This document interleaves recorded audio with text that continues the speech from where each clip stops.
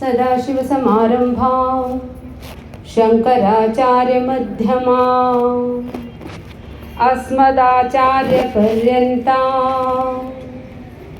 वन्दे गुरुपरम्परां वन्दे गुरुपरम्परां। ಪರಮಪೂಜ್ಯ ಗಣಪತ್ ಮಹಾರಾಜರ ಒಂದು ಆರಾಧನೆ ಕಾರ್ಯಕ್ರಮದಲ್ಲಿ ತಾರಾಚಂದ್ ಮಹಾರಾಜರ ಒಂದು ಸಾನ್ನಿಧ್ಯದಲ್ಲಿ ವೇದಿಕೆ ಮೇಲೆ ಇರುವಂತಹ ಎಲ್ಲ ಪೂಜ್ಯರಿಗೂ ನಮಸ್ಕರಿಸುತ್ತಾ ಇವತ್ತಿನ ದಿನದ ಒಂದು ವಾಂಗ್ಮಯ ಸೇವೆಯನ್ನು ನನಗೆ ಮಾಡಿಕೊಟ್ಟಿದ್ದಕ್ಕೆ ದರ್ಶನ ಅವ್ರಿಗೂ ಎಲ್ಲರಿಗೂ ಧನ್ಯವಾದಗಳು. ಗುರುವಿನ ಮಹತ್ವ ಅಂತ ಹೇಳಿದರೆ ಟೈಮ್ ಸಾಲೋದನ್ನೇ ಇಲ್ಲ ರೀ.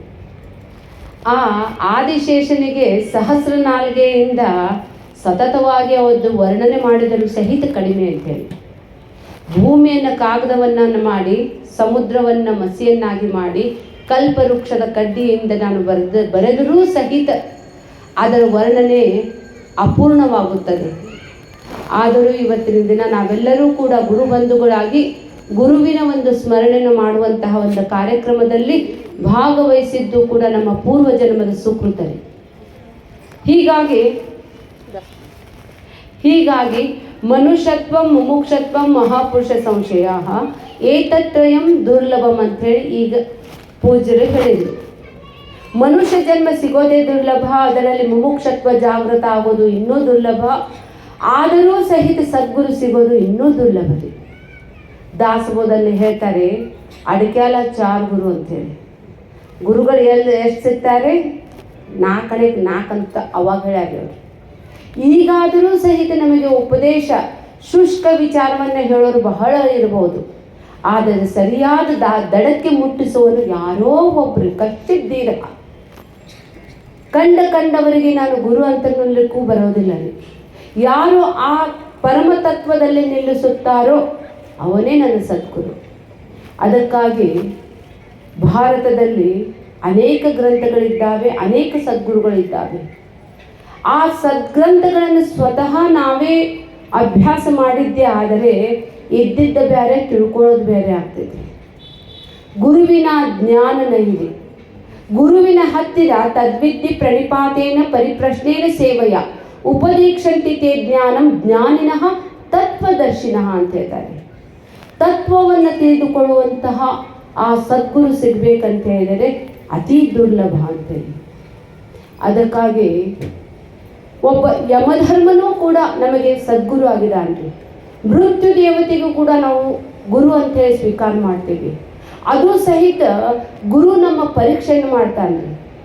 ನಿನ್ನಲ್ಲಿ ಎಷ್ಟು ಪ್ರಾಪಂಚಿಕದ ವಾಸನೆ ಇದೆಯೋ, ಏನು ಪರಮಾರ್ಥದ ನಿಷ್ಠೆ ಇದೆಯೋ ಅಂಥೇಳಿನೇ ಆ ಕಠೋಪನಿಷತ್ತಿನಲ್ಲಿ ಆ ಚಿಕ್ಕ ಹುಡುಗನಾಗಿರುವಂತಹ ನಚಿಕೇತನಿಗೆ ಅನೇಕ ಪ್ರಬಲೋಭನೆ ಕೊಡ್ತಾನೆ.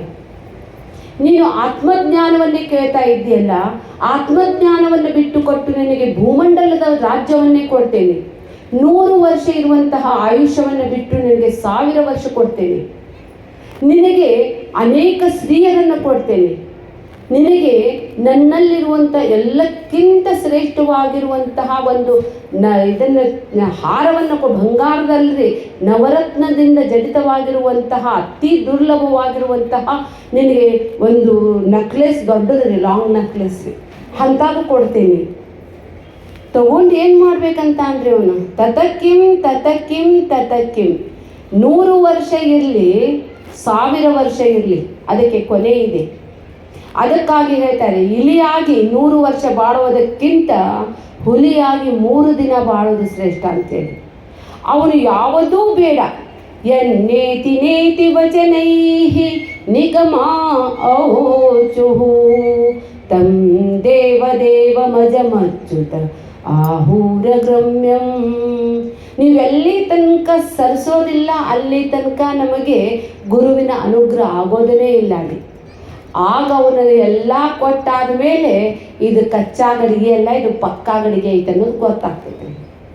ಎಲ್ಲಿ ತನಕ ಕಚ್ಚಾ ಅಂತೇಳಿ ವಾಸನಾಯುಕ್ತವಾಗಿರುವಂತಹ ಮನಸ್ಸು, ಅಲ್ಲೇ ಇಚ್ಛೆಗಳಿಂದ ಕಾಮ ಕ್ರೋಧಗಳಿಂದ ತುಂಬಿರುವಂತಹ ಮನಸ್ಸಾಗಿದ್ದೇ ಆದರೆ ಆ ಮನಸ್ಸು ನನಗೆ ಅಧೋಗತಿಗೆ ತೆಗೆದುಕೊಂಡು ಹೋಗುತ್ತದೆ ಅಂತೇಳಿ ಅದಕ್ಕೆ ಪ್ರೇಯೋ ಮಾರ್ಗ ಅಂತ ಹೇಳ್ತಾರೆ.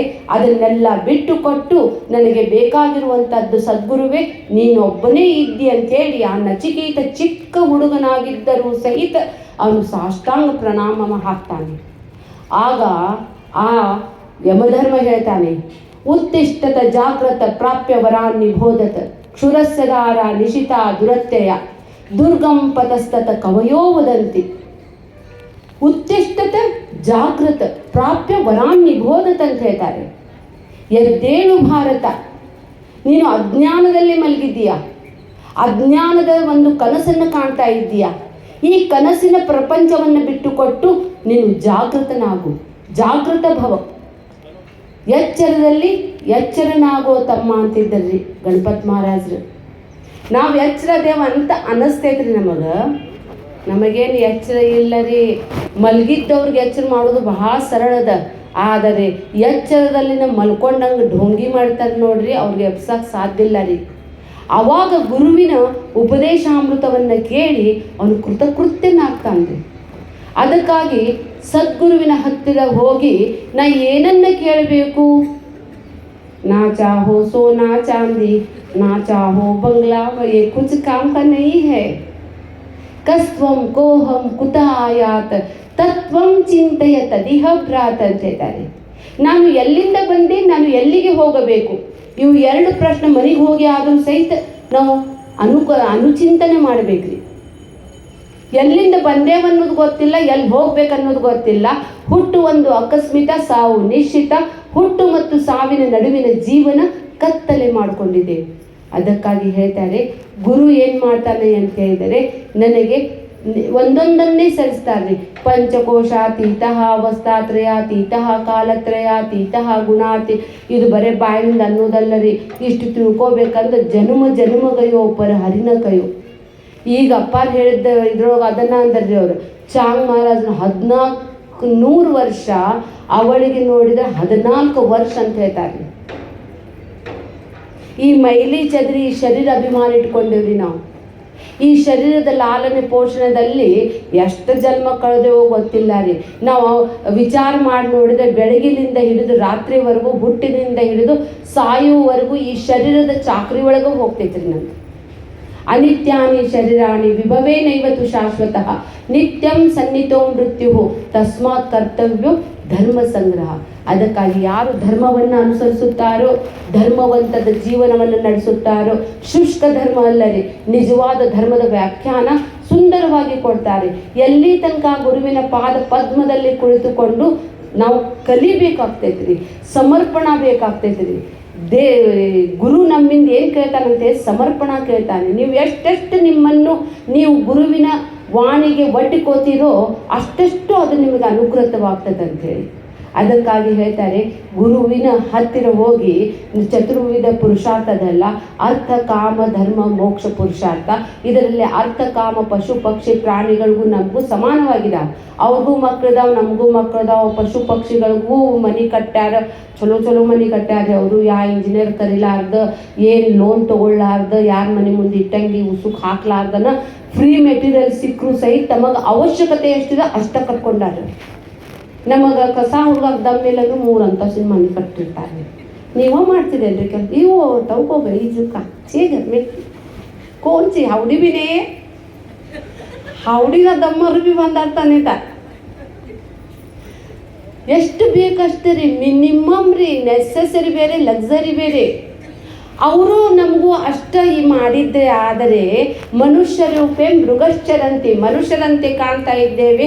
ಆದರೆ ನನ್ನ ನಡವಳಿಕೆ ಹೇಗಿದೆ? ಪಶು ಪಕ್ಷಿ ಇದ್ದ ಹಾಗಿದೆ. ಅದಕ್ಕಾಗಿ ಯಾರು ಧರ್ಮವನ್ನು ಅನುಸರಿಸುತ್ತಾರೋ ಅವನಿಗೆ, ಮನುಷ್ಯನಿಗೆ ಹೇಳ್ತಾರೆ. ಈಗ ಅಣ್ಣಾರು ಹೇಳಿದ ಕ್ಲಾಸ್ ಭಾಳ ಚಲೋ ಐತ್ರಿ. ಇದನ್ನು ಎಂಥ ಚಲೋ ಪ್ರಾಣಿ ಆಕಳ ಅಂದ್ರೂ ಸಹಿತ ಅದಕ್ಕೂ ಉಪದೇಶ ಮಾಡೋಕ್ಕೆ ಬರೋಂಗಿಲ್ಲ. ಎಂಥ ನೀತಿ ಉಳ್ಳವಾಗಿರುವಂತಹ ನಾಯಿ ರೀ, ನಾಯಿದರೆ ಇಂಗ್ಲೀಷ್ನಲ್ಲಿ ಡಾಗ್ ಅಂತಾರ್ರಿ. ಅದನ್ನು ಉಲ್ಟಾ ಮಾಡಿದ್ರೆ ಗಾಡ್ ಆಗ್ತೈತ್ರಿ.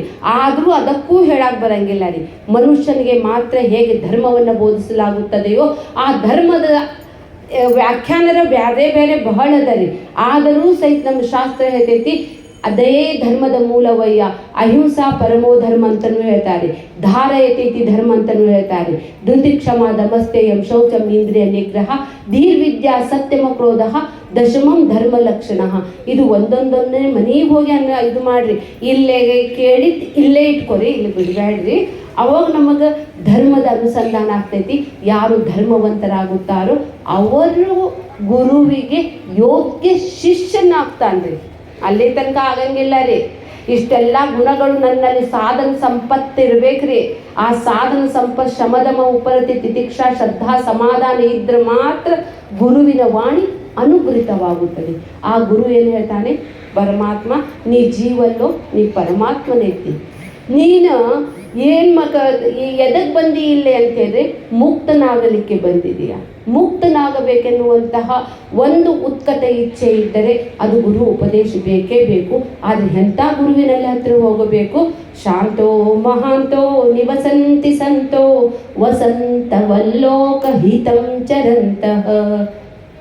ಇದಕ್ಕೆ ಕೇಳುವಾಗೆಲ್ಲ ಗುರುಗಳಲ್ಲಿ ಆ ಗುಣ ಇದಾವ ಇಲ್ಲ ನಾವು ಪರೀಕ್ಷೆ ಮಾಡ್ಬೇಕ್ರಿ. ಶಾಂತನಾಗಿರ್ತಾನೆ, ದಾಂತನಾಗಿರ್ತಾನೆ. ಗಣಪತಿ ಮಹಾರಾಜರು ಕಣ್ಣು ಮುಂದೆ ಬಂದಲ್ರಿ, ಈಗ ಹೋದ್ರು ಬಿಡ್ರಿ. ಈಗ ನನ್ನ ಪ್ರೆಸೆಂಟ್ನಲ್ಲಿ ಅಂದ್ರೆ ತಾರಾಚಂದ್ ಮಹಾರಾಜನಲ್ಲಿ ಅವ್ರ ಜೊತೆಗೆ ಎಷ್ಟೋ ಸಲ ವ್ಯವಹಾರ ಮಾಡಿದ್ರು. ಅವರಲ್ಲಿರುವಂತಹ ಶಾಂತ ಗುಣ, ಅವರಲ್ಲಿರುವಂತಹ ದಯಾಗುಣ, ಅವರಲ್ಲಿರುವಂತಹ ಪ್ರೇಮ ಅದು ಗುರುವಿನಿಂದ ಬಳುವಳಿಯಾಗಿ ಬರ್ತೈತ್ರಿ ನಮಗೆ. ಆ ಒಂದು ಹೇಳ್ತಾರೆ ನೋಡ್ರಿ, ಆ ಗುರುವಿನ ಹತ್ರ ಹೋಗಿ ನಾವು ಹಂಗೆ ಆಗ್ಬಿಡ್ತೇವೆ. ನೀವು ದುರ್ಜನರ ಸಂಗತಿ ಹೋದ್ರೆ ದುರ್ಜನರೇ ಆಗ್ತೀರಿ, ಸಾಧು ಸಜ್ಜನರ ಜೊತೆ ಹೋದ್ರೆ ಸಾಧು ಸಜ್ಜನರೇ ಆಗ್ತೇವೆ. ಅದಕ್ಕೆ ಸತ್ಸಂಗ ಭಾಳ ಮಹತ್ವದ ರೀ.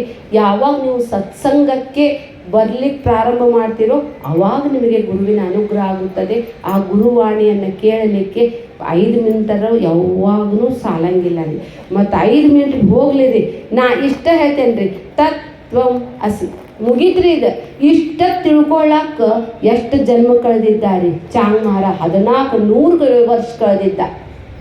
ಅದು ಸಹಿತ ಇದರದ್ದು ಕಥೆನೂ ಭಾಳ ಚಂದದ ರೀ. ಆಕಿ ಹೇಳ್ತಾಳೆ, ಇನ್ನೂ ಭೇದ ಬುದ್ಧಿ ಹೋಗದೆ ಇದ್ದಿದ್ದೆ ಆದರೆ ನೀವು ಮುಕ್ತ ಆಗೋದಿಲ್ಲ ರೀ. ಅವನು ನೀನು ಹೆಣ್ಣು ಹುಡುಗಿ ಇದೆ ಅಂತ ನೋಡ್ಬಿಡ್ತಾರೆ ಅವರು. ಆ ಜ್ಞಾನ್ಯವ್ ಹೇಳ್ತಾನೆ, ಮುಕ್ತಾಬೈ ಇಲ್ಲ ಮುಕ್ತ ಕರ್ಬೈತು ಉದ್ಯಾ ಅಂತ ಹೇಳ್ತಾನೆ. ಅವನು ಬೆಳಿಗ್ಗೆ ಜಾವಕ್ಕೆ ಹೋಗ್ತಾನೆ. ಆಕೆಂತ ಬೆಳಿಗ್ಗೆ ಅಲ್ಲಿ ಬಾವಿ ಐತಿ ನೋಡ, ಆ ಬಾವಿ ಕಡೆ ಬಾ, ನಿನಗೆ ಉಪದೇಶ ಮಾಡ್ತೇನೆ ಅಂತಾಳೆ. ಆಕಿ ಬಾವಿದ ಕೆಳಗೆ ನಿಂತಿರ್ತಾಳೆ. ಇವ್ನು ಸ್ಟೆಪ್ ಇಳ್ಕೊಂತ ಹೋಗ್ತಾನೆ. ಅಜ್ಜ 1400 ಅಂದ್ರಿ, ಮತ್ತು ಎಲ್ಲಕ್ಕಿಂತ ದೊಡ್ಡ ಅಜ್ಜ. ಆಕಿ ಪೂರ್ಣವಾಗಿ ನಗ್ನವಾಗಿ ನಿಂತಿರ್ತಾಳೆ. ಅದನ್ನು ನೋಡಿದ್ಕೊಂಡು ಕಣ್ಣು ಮುಚ್ಚಿಬಿಡ್ತಾನೆ. ಆವಾಗ ಅವನಂತ ಅಂತಾಳಕಿ, ಈ ಚರ್ಮದ ಶರೀರದಲ್ಲಿ ಇನ್ನೂ ಈಕಿ ಹೆಣ್ಣು ಈಕಿ ಗಂಡು ಅನ್ನುವಂತಹ ಭೇದ ಬುದ್ಧಿ ನಿನಗದ. ಸರ್ವಂ ಬ್ರಹ್ಮಮಯ ಏಕೋ ನಾರಾಯಣ ನದ್ವಿತೀಯೋಸ್ತಿ ಕಚ್ಚಿತ. ಆವಾಗ ನೀನು ಮುಕ್ತನಾಗ್ತೀಪ್ಪ. ಈ ಶರೀರ ಅಭಿಮಾನ ನಿನಗೆ ಭಾಳ ಅದ, ಅದು ಶರೀರಾತೀತನಾಗು ನೀನು ಅಂತೇಳಿ ಸುಂದರ ಒಂದು ಇದದ ರೀ. ಪಾಚಸ್ಟ್ ಅಂತಾರೆ ಅದಕ್ಕೆ, ಉಪದೇಶಾಮೃತ ಅದ, ಚಾಂಗ್ದೇವ್ ಪಾಚಸ್ಟ್ ಅಂತ ಭಾಳ ಚಂದದ ರೀ. ನಮಗೊಂದು ಜೀವನ ಸಾಕಾಗಂಗಿಲ್ಲ ರೀ. ಎಷ್ಟು ನಾವು ಇವತ್ತು ಹ್ಯಾಂಗೆ ಬಂದೇವೆ ನೋಡ್ರಿ, ಹಿಂಗೆ ಸತತ ಬರ್ಬೇಕ್ರಿ. ಇಲ್ಲಂದ್ರೆ ತಾರಾಚಂದ್ ಮಹಾರಾಜರ ಗಣಪತಿ ರಾಜ ಸ್ವಾಮೀಜಿಯವ್ರ ಪಾದ ಪದ್ಮದಲ್ಲಿ ಕಾಲು ಕಸ ಆಗಿ ಬೀಳ್ಬೇಕ್ರಿ ನಾವು. ಆವಾಗ ಅವರ ಅಮೃತ ಯಾವಾಗ ನಮಗೆ ಬ್ಲೆಸ್ಸಿಂಗ್ ಆಗ್ತೈತೋ ಗೊತ್ತೂ ಇಲ್ಲ ರೀ. ಅದಕ್ಕಾಗಿ ಗುರುವಿನ ಮಾತಿನಲ್ಲಿ ಶ್ರದ್ಧೆ ಇಡ್ರಿ. ಗುರು ನಮಗೆ ಎಂದೂ ಕೈ ಬಿಡೋದಿಲ್ಲ ರೀ. ಆ ಗುರುವಿನ ಅನುಗ್ರಹದಿಂದಲೇ ನಾವು ಜೀವಂತಿದ್ದೇವೆ ರೀ. ಗುರು ಹರ ಮುನಿದರು, ಗುರು ರಕ್ಷಿಸ್ತಾನೆ. ಹಮಾರೆ ಸಾತ್ ಶ್ರೀ ರಘುನಾಥ ಟೋ ಕಿಸ್ ಬಾತ್ ಕಿ ಚಿಂತಾ ಅಂತೇವಲ್ರಿ. ಹಮಾರೆ ಸಾತ್ ತಾರಾಚಂದ್ ಮಹಾರಾಜ್ ಹೈ, ಹಮ್ಕೋ ಕಿಸ್ ಬಾತ್ ಕಿ ಚಿಂತಾ. ಯಾವಾಗ ಬೇಕಂದ್ರೆ ಅವಾಗ ಬರ್ತಾರೆ. ಬಾರವ ಬೀಜಕ್ಕ ಬಾರ್ ಕಾರ್ ಸಹಿತ ಕೊಟ್ಟು ಕಳಿಸ್ತಾರೆ ಅವ್ರು. ಮತ್ತು ನಮ್ಮ ಅಂದರೂ ಸಹಿತ ನಾವು ಮನೆ ಬಿಡಕ್ಕೆ ರೆಡಿ ಇಲ್ಲ. ಮನೆಯೊಳಗೂ ಇದ್ದು ಮಾಡ್ಬೋದ್ರಿ. ನನಗಂತಾರೆ ಎಷ್ಟೋ ಮಂದಿ, ಇನ್ನೂ ಎದಕ್ಕೆ ಇದು ಸನ್ಯಾಸ ತಗೊಳ್ಳಂಗಿಲ್ಲ ಅಂತೇಳಿ. ಅದು ಒಂದೊಂದು ಇರ್ತಾವ್ರಿ. ನಾವು ಎಂಥವ್ರಪ್ಪ, ನಿತ್ಯ ಸನ್ಯಾಸಿ ಯೋನ ದ್ವೇಷ್ಟಿಕಾಂಶತಿ ನಿರ್ದ್ವಂದ್ವ ಹಿ ಮಹಾಭಾವೋ ಸುಖಂ ಬಂದ ಪ್ರಮುಚ್ಯತೆ. ನಿತ್ಯ ಸನ್ಯಾಸಿ ಆಗೋಣ್ರಿ. ಬಿಟ್ಟೇನನ್ನೋದು ಬಿಟ್ಟು ಕೊಟ್ಟಾಗಲೇ ನಿಜವಾಗಿಯೂ ಬಿಟ್ಟಂಗ್ರಿ. ಅದಕ್ಕಾಗಿ ನಾವು ಆ ಮೋಹಮಾಯನ್ನು ಬಿಟ್ಟು ಕೊಟ್ಟು ಆ ಗುರುವಿನ ಅನುಗ್ರಹಕ್ಕೆ ಪಾತ್ರ ಆಗೋಣ ಅಂತ ಹೇಳ್ತಾ ನನ್ನ 4 ಮಾತುಗಳಿಗೆ ನಾನು ಪೂರ್ಣ ವಿರಾಮ ಕೊಡ್ತೇನೆ. ಹರಿ ಓಂ.